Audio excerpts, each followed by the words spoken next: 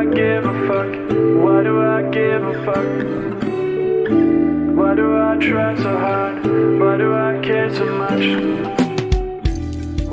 Welcome to Why Do I Give a Fuck? A cross-cultural conversation between myself, Deanne Tate, and Johanna Thompson.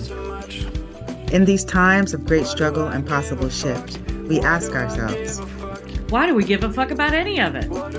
How does the lens we see the world through impact what we see? And what do we do about it? So I'm glad to be able to continue this conversation. We were talking about the tools, the practices, and the processes that we can amplify or just explore in this moment. Explore so that we can be thinking about how Black women and white women can be working together, building together in a unified way, so that we can stand resilient in what is to come that we're not so sure about. Yeah. So yes, I gave the example of a case study example where, it was put forth by one Black identified human amongst a sea of non-Black folks trying to do a campaign, getting the movement going. So setting up, the website, the information, putting it all up and just sharing the information with the group and saying, here, there's the campaign. Let's push it out to our networks and see what comes of it. The campaign is the peaceful transfer of power. And that really is for us to be standing in unity together, wearing purple that says that we are going to participate in our democracy in a healthy, unified, and prosperous way moving forward. And then we're going to be able to have a better opportunity to communicate with each other what our needs are as far as legislative policy and living our lives in the United States. And so within our campaign, one of our main events was to have a moment of silence and to have people to really show up and show out wearing purple, saying that they are a part of this narrative storytelling ideology about democracy in the United States, that we want our democracy to go forward in the way that it should, in a peaceful manner. Well, let me ask you, I'm a, because I'm a, I'm mm, curious. ask me. You said Black women and Black identified women and white identified women working together. I'm hearing a lot in the ethers about Black women are tired and we're not. We're Totally tired. we're done. And so I'm Done. curious, yeah. So I'm curious about are you also seeing in your community people saying they are wanting to work together, or are you hearing lots of we're done? Yeah. Yes. So the primary conversation is we're done. And we're done Totally because, get that, by the way. Just want to say out loud. right, we're Yeah. done because this continuous effort, this continuous, all right, we're going to show up, we're going to show out, we're going to be there, we're going to be in support, we're going to speak for those who aren't spoken for, we're Yeah. going to put our bodies and our souls, our energies, our everything on the line continuously. And we don't do that in isolation. We do that in a very collective and communal way that says, that's inclusive, right? There people, now let's not get it wrong. In every single space, people get into these hierarchies that are inbred in us, and there's leadership and all kinds of stuff that happens with ego and all of that. But in the general movement, it's like, how are we making humanity better and putting all of this effort in? And then also, to what we witnessed with Kamala Harris, is it's also being the face of the experience, and like having to deal with all of the pressures, Mhm. things that come at you, like, right, being in that position and having to hold that as a model for a large demographic of people that might not actually be in alignment with you. And so, yeah, in this moment, the level of an exhaustion and the personal experience that I've been bringing up with this case study, it's like the only thing that I asked is for support, and Mm. whatever within your capacity support looks like, let's do it.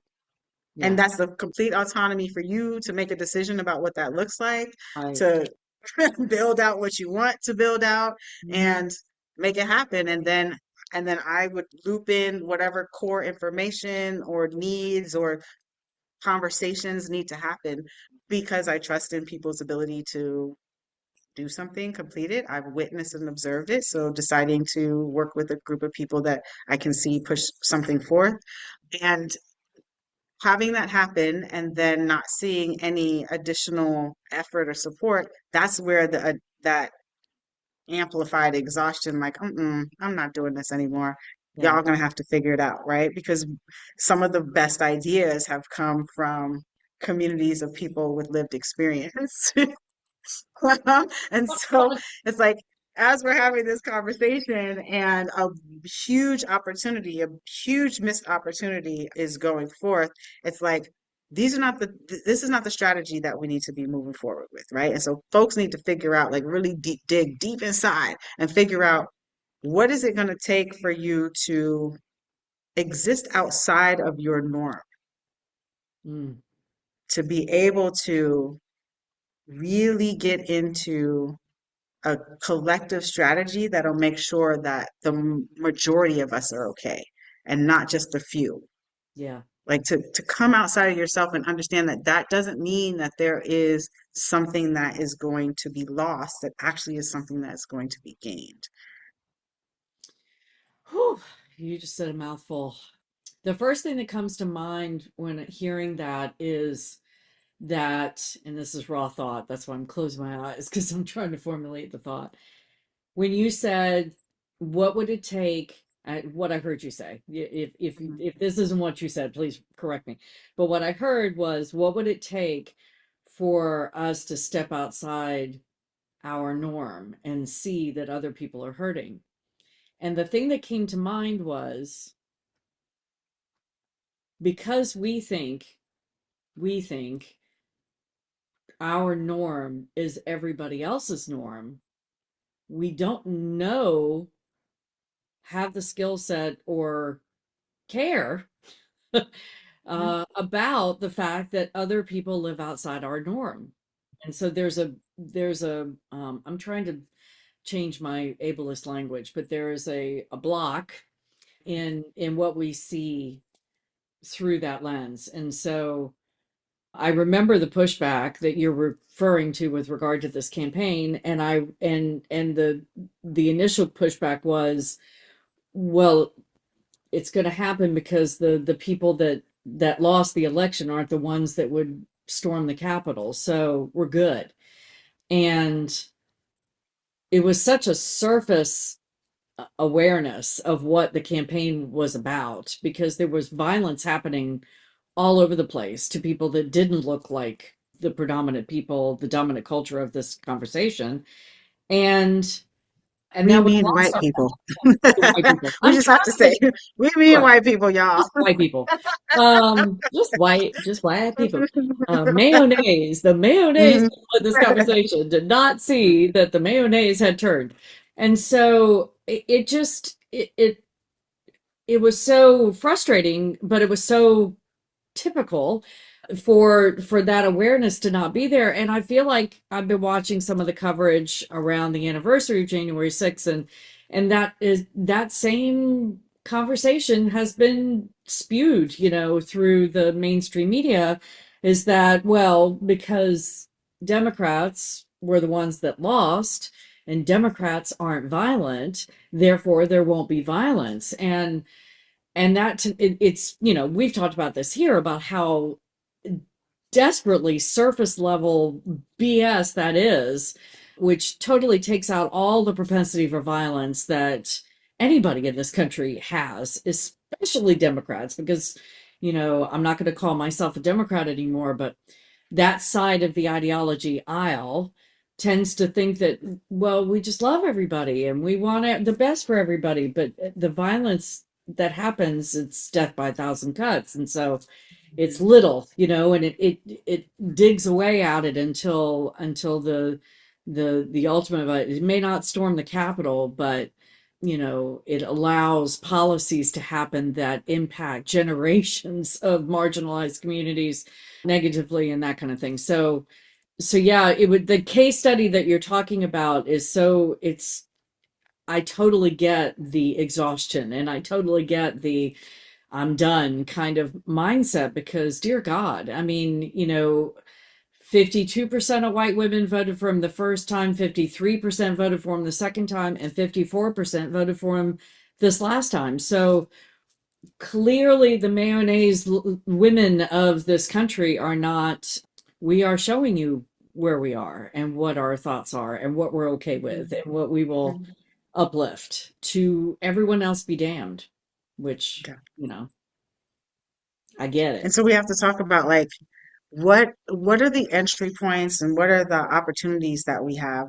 We're hoping that this conversation that you and I have on why do I give a fuck is a catalyst to show folks that you can talk about taboo conversations.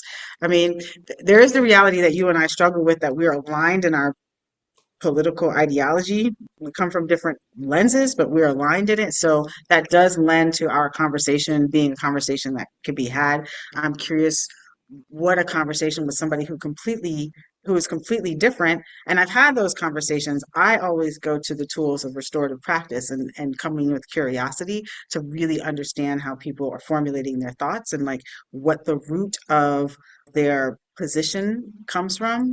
And if they even understand it, because some of the times people are just like in a position that hasn't really had a reflective thought of how they've gotten there or what the impacts are to other communities. And so I really am always curious and wondering how people get to where they are getting to. And that also is a barometer for me to check on where I'm coming from and how I've gotten to my positions with a lot of things. And so one of the things that I'm thinking about in regards to working with and building with white women in 2025, trust Mm. trust is going to be a major component. And what does it look like to be building trust? So not only with people who have a different racial experience within gender, but then also there is the realities of women working with women, right? And going through all of the things that happens when we have to work with women. It was so wonderful working with a well-known photographer who was talking about how they choose their subjects. And this is pertinent. This actually, and they were like, they prefer working with men because they are less like self-conscious of their presence than women.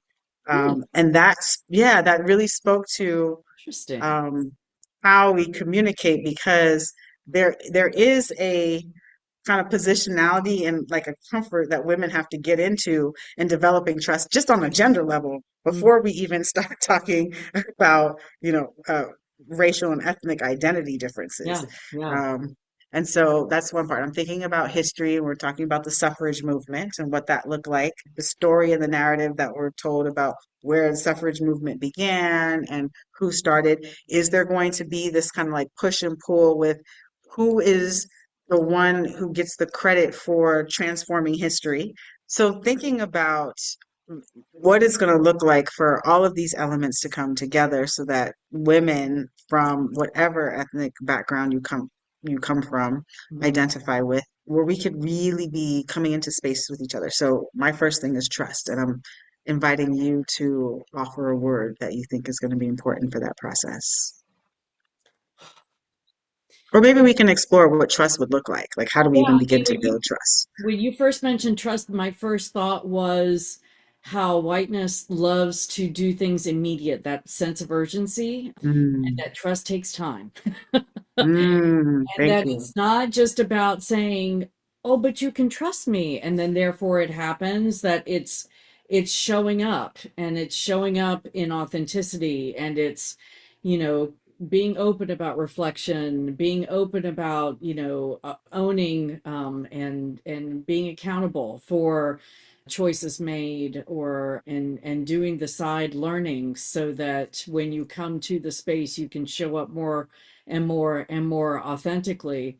That's the thing that I know from experience that whiteness doesn't like to do. It takes too much time. And why can't I Mm, just be trusted, right now? And why can't you just accept my word for it? And it's always interesting to me how white people, especially white women, don't like to be told that we're going to be judged based on the past experience, not necessarily from us, but from other people that look like us, when that's all we ever do to anybody else that belongs to other marginalized groups is lump everybody together and expect them all to behave X, Y, and Z because somebody that I met, 6 months ago or six Hmm. years ago behaved in this way. And so now, so it's just that awareness. So when you said trust, that's the first thing that I would love to impart to anybody that looks like me that's listening, that might be new to this conversation or might have that knee jerk reaction of, oh, but I'm trustworthy. We're not.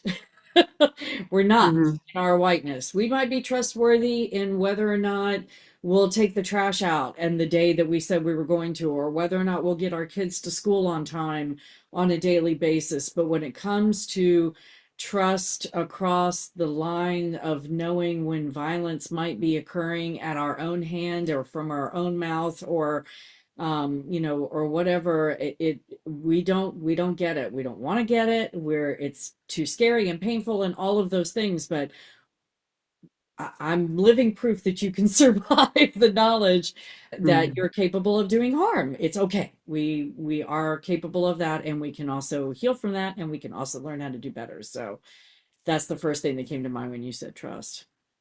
So I love that. So trust and time, Mhm. taking time, and then also being in the action, right? So if we're going to the case study that we brought up, what I can offer that was helpful and good, was there was a check-in, like what can we do?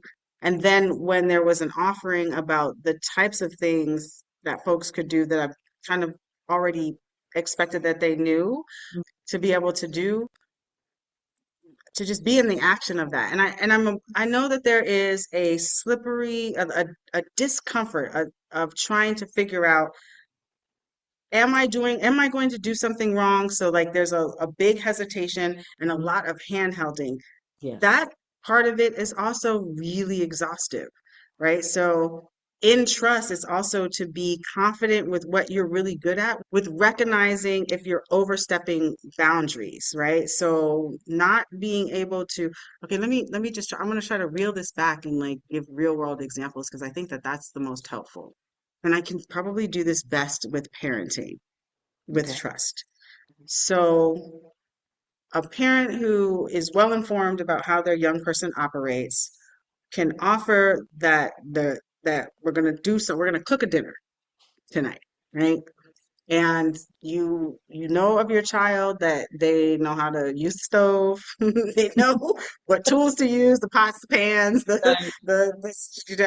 they might not have the ingredients, but you outlined here's what the ingredients are and here's what the actual cooking process is.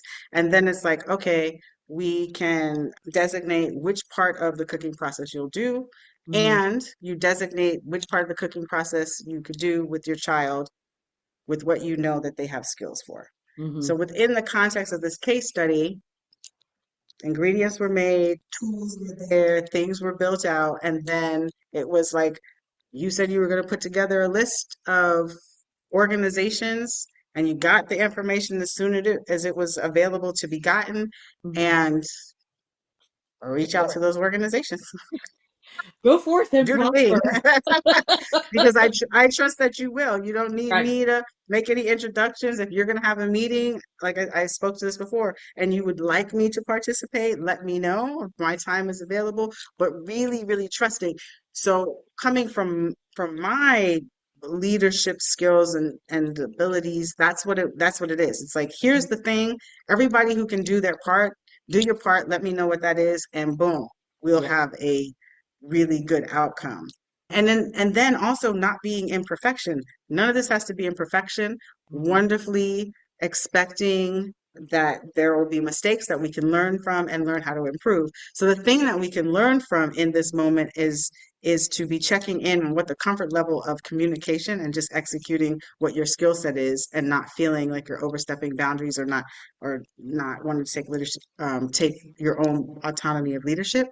The other component of it is in trust, acknowledging where origin ideas come from. So I do think that with the history of experience of Black and white women working together on anything, like the suffrage movements I brought up before, the wealth gap that we've been talking about, making pay scales, workplace gender rights, and all of those type of Yeah. things.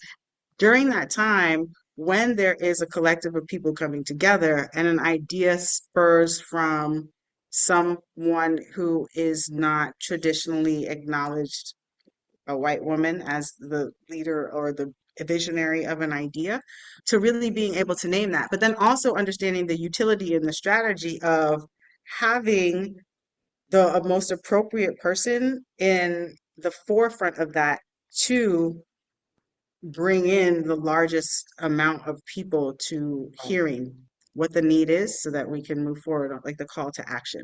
So like really being skilled in that and talking about that and being okay with talking about that. Like I know that if there we were going into a super academic space, that it would be good to have somebody who is an academician with, Right. letters behind their name. So Right. I would identify that person. If you're going into a and pair that person in a community with somebody who doesn't have a lot of letters behind their names, but has a whole lot of knowledge that is Right. equivalent to Right. that person who might have been theorizing, just to co-sign and affirm that what those theories are actual. Those are the types of ways that we actually build trust, right? So having thought leaders and expanding who it is that we are identifying as the experts and the thought leaders in fields, and making sure that that is a diverse demographic of humans Right. blending into that conversation, I think is going to be really critical, especially with Black and white women. And then really having a conversation about like, how are we going to tell the story of this going forward, right? For additional transformation so that we can make sure that folks know to be able to resource in places that they traditionally wouldn't. Because Mm, that's what the storytelling is about, right? It's like saying, oh, there's information that I could have gotten from here that I would not have thought about that I needed to get, which would have made it more successful. right. And that's what we're talking about. So no one loses in that. It just adds. It Yeah. adds to the outcome. It's interesting. I'm thinking about the experience that you're using as this case study and reflecting on it and thinking about the passive aggressive violence that occurred over the course of the conversations around this particular campaign. And I want to say I guess I want to name that is actual violence. I feel like that's one of the biggest learnings that I've had over the course of my awakening is that I was taught that violence is just this, it's just physical. It's just somebody aggresses against another physically, and there's physical harm and bruises or cuts or whatever that happens.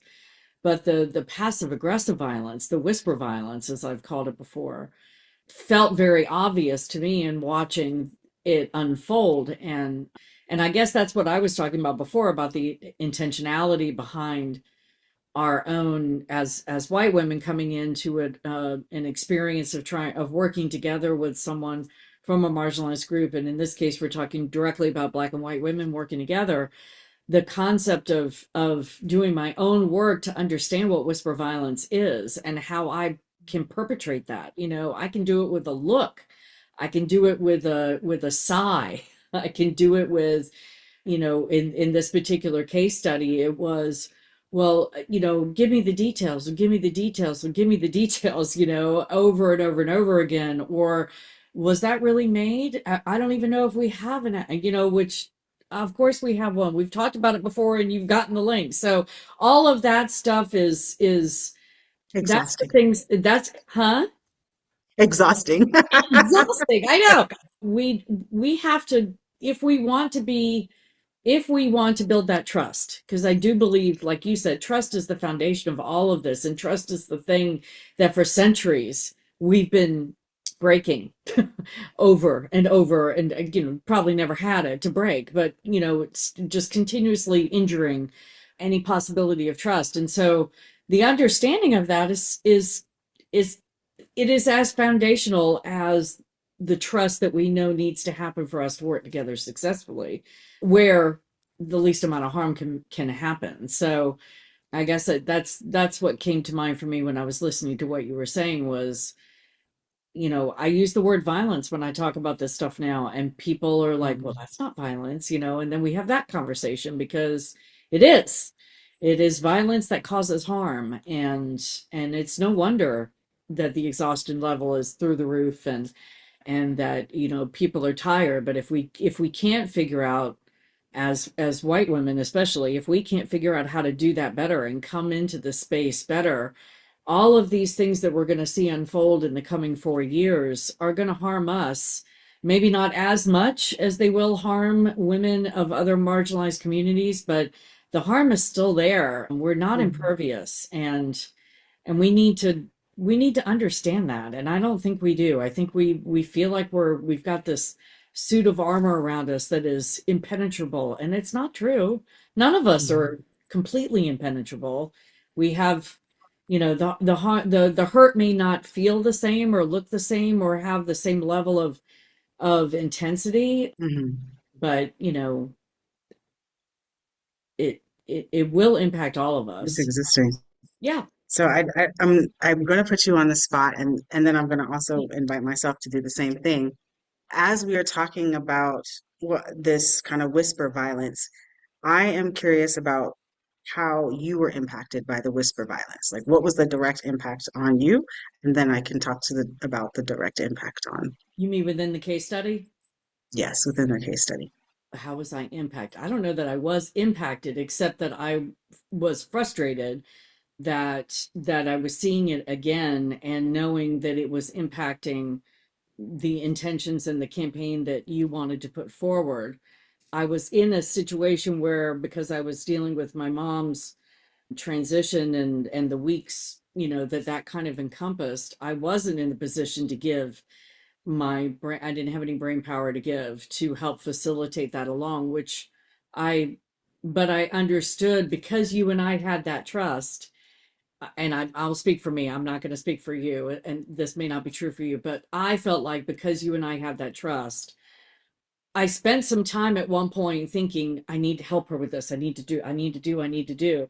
I was all in my own head. I don't think I ever said it out loud to you. Maybe I did, but I gave myself, I knew that we had the trust. I knew you knew what I was going through and that I just did not have it. And so I did not put myself in the position of trying to do something that I didn't have the capacity to do in that moment, which, if I'm honest, I had a moment where I was like, I'm failing. I'm not doing the thing, all that perfectionist bullshit, but it didn't last long. So yeah, Like, progress. And I did my and part. I know I did what she asked me to do. I know, I did. I did. I stayed up until 1 o'clock in the morning putting that damn action together. So, I did what I could do. But Yeah, and yeah, there was a part of me was like, should I reach out to them? Should I go into that diatribe about why they're being violent and all that stuff? And I didn't have the capacity to do it. And I knew you knew I didn't. So that enabled me to really be where I needed to be in the moment, even though I knew these other things were happening and I wanted to help. I didn't jump into the white savior thing. So, yay me. yes. That's what I. Transformation happens. Yeah, transformation happens. Yes. So, yeah, I can just speak about really quickly. So when the pushback came, that my first thing in my body, it actually expels breath from me because it's Mm, just like, here we go again, mm-hmm. here we go again. And working on the campaign with another colleague outside of the organization as a Black identified person, their immediate responsiveness was, um, direct, like direct heads on. You do not have to sit in and subject yourself to Yeah. this type of behavior. That's what the responsiveness was to the entire group of people, and it was directed towards me. I make a choice to sit in the behavior because I don't think it'll ever be transformed if our bodies are not there. And that's the way I put my body on the line, Yeah. in the space. And then after this kind of like exasperation of like actual breath out of me, and then it's just like, okay, how do I take time to be in responsiveness to the pushback in a way that helps people to have a different consideration beyond themselves, that I really feel empathetic towards, because I have a context of being raised around white identified people that they really just don't like know. Hmm. Sometimes just don't. Sometimes they do and they just do stuff, but then sometimes it's like really like a I didn't know this was happening because it's not in my world at all for me to know. And so, offering that information and then being very observant about what the responsiveness was. So in that, what I also was waiting for is to see what the rest of the team was going to offer in responsiveness, which was very, very supportive and understanding after me taking the time and the energy to offer an explanation that I didn't think that I should have to have made, Right. because it was completely and totally spelled out in the Yeah. language of the campaign. But because of personal relationships, there's this extra, work that I felt committed to, but a lot of people who are from marginalized communities is not going to Yeah. do that. Yeah. So that is a point of consideration. The other thing is that after that, I was just like, well, I was having the feeling of, if I am needing support in this space from this group of people, it's going to take more effort and energy for me to get the support that I need, Yeah. because clearly they're waiting for some instruction from me on what I already know that they know to do, because the campaign is fully outlined, clearly, in my opinion. Yeah. Um, yeah, so that also makes me kind of shrug my shoulders and be like, okay, I cannot do it alone. And I don't think that I can. There is no, saviorism complex that I have. I work very collectively. And if there's not a collective group of people supporting the effort, I don't even choose to move forward, because I don't want to be the one person that is standing in the front lines, because it's dangerous for me and I have other responsibilities. And so, yeah, so my energy shifted and it was like well, we'll see what happens at this point, because we'll see what people want to put their energy towards. And if they don't want to put their energy towards anything, I think that the general sentiment is that I'm going to match that energy. Yeah. Yeah. And that's what it is. Mhm. So violence in that way is the outcome of a lower vibration from what it is that we can actually achieve, Right. because there is harm. There are those little, like you were saying earlier, those little nicks, those little cuts Mhm. that, when they add up, they take a toll and they get you to a place where you become more steadfast in taking care of yourself, because it matters more to you for your survival.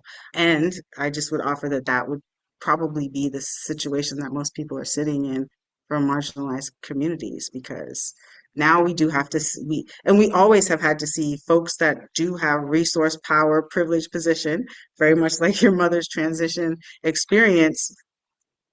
Yeah, that's how we get to the better outcome. So if we don't have all of those things and you can't see that we need all of those things to be in better process, Right. then I can't do it alone. And I don't want to do it alone. There is no parts of me that wants to do it alone. No. No. And you shouldn't have to. Why do I give a fuck? Why do Thanks for I joining give a us. fuck? Until next time, Why as you do I move try throughout so your day, hard? Why am I continue to so ask yourself, attached? Why do I give a Why Do I Give a Fuck is produced in collaboration with Johanna and Diane. Music by Norwegian musician Water. See you next time.